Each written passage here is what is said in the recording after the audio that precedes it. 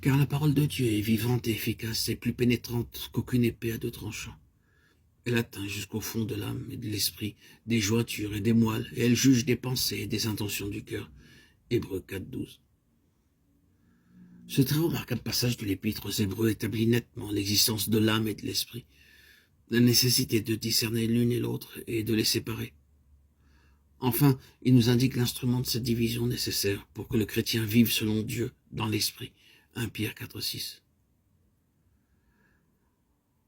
L'apôtre attribue à la parole de Dieu la puissance de séparation. C'est elle qui brise l'homme et le réduit en pièces, séparant l'esprit, l'âme et le corps. Comme autrefois, le sacrificateur, après avoir dépouillé l'animal destiné à l'autel, séparait les membres pour l'holocauste. Ainsi commente Pember.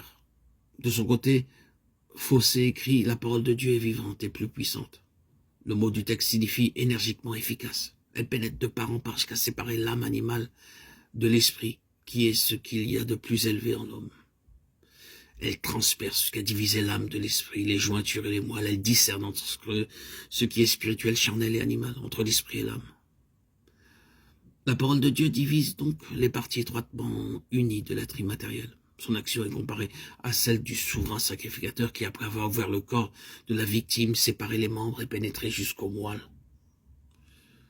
L'image employée des plus suggestives, très instructive pour quiconque aperçut le danger et redoute le développement de la vie psychique aux dépens de celle qui procède du sanctuaire de l'esprit où demeure l'esprit de Dieu.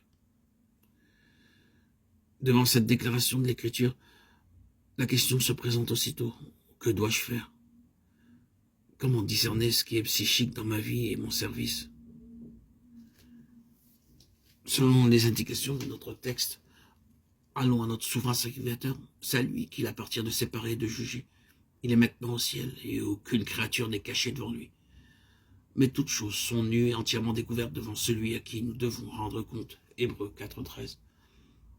Il exercera les devoirs de sa charge, maniera lui-même l'épée à deux tranchants de la parole et séparera l'âme de l'esprit, lui qui discerne jusqu'aux pensées et aux intentions du cœur. Fossé signale ici que le mot original traduit par pensée serait mieux rendu par réflexion, sentiment, et que le mot traduit par intention signifie les conceptions mentales, l'intelligence.